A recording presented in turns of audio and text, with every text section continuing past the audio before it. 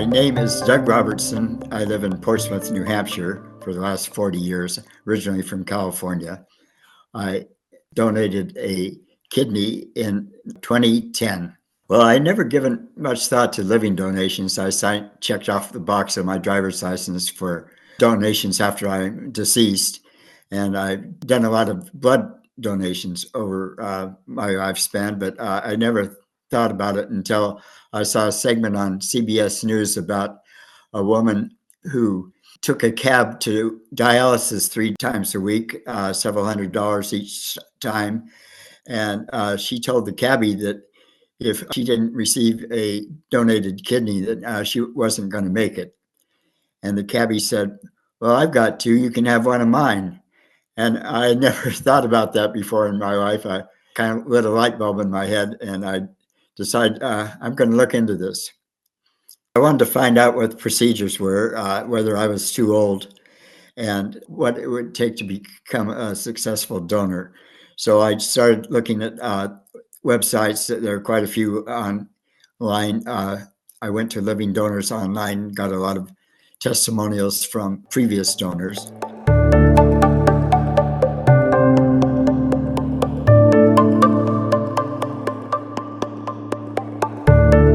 So that intrigued me to keep learning more.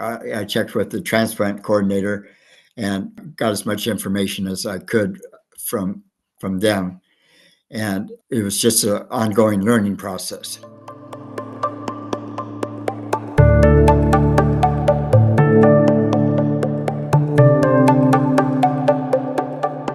Adele and I were both on Living Donors Online, and she and I both realized that our donations were coming up at about the same time and about the same place.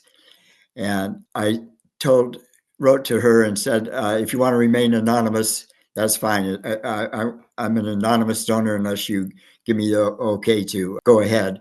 And so we began a conversation, and that was very helpful for both of us, I think. Well, Adele was more experienced than I was. She tried to become a donor to her husband, Jack, and they weren't a match.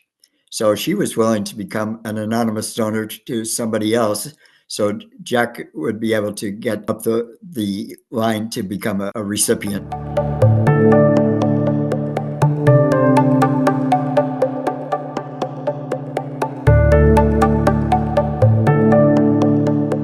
I had the most extensive physical I've ever had in my life. I had tons of lab work, exams, and met with several specialists in many fields, including a psychiatrist, to make sure I was sane enough to donate, that I was doing it for the right reason.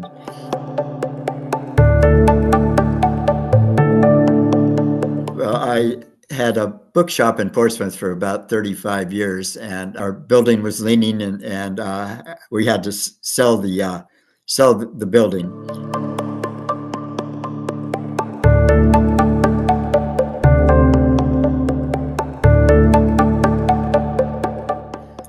Went into the surgical room, and I was quickly put out on anesthesia, and noticed that there were about 10 or 12 medical students who were observing the operation. But after they put me out, I knew nothing. I had complete faith in them that they would do the right thing, and turns out that they did. Well, my wife was a big help through the whole process. She was very supportive.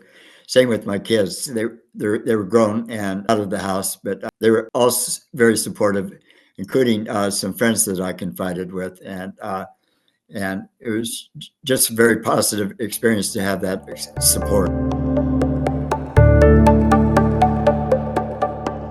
Became a grandfather 7 years ago, and now we have 2 grandsons. I didn't know whether I'd live long enough to have grandchildren, but they've been a big part of my life. I work a couple of half days a week at my local gym at the desk, and do a lot of reading, and mostly horse around with the grandsons.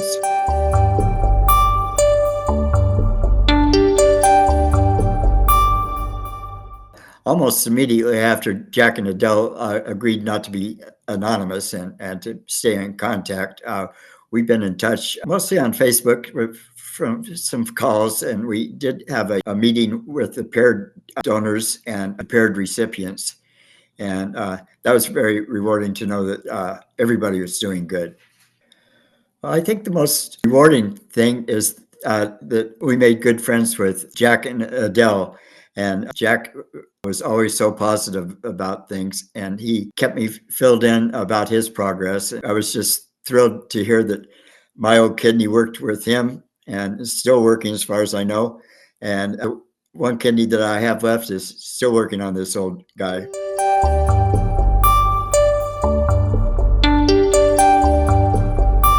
Jack took my son and me to get the luxury box next to the owner's box for a game. And that was a big thrill. We always sat on the bleachers. We were bleacher bums. And I remember they gave us steak and lobster, and they couldn't have been kinder. Jack is just a terrific guy. I would say the main thing is to become informed. Uh, don't be afraid to ask questions. The resources are out there for you to learn.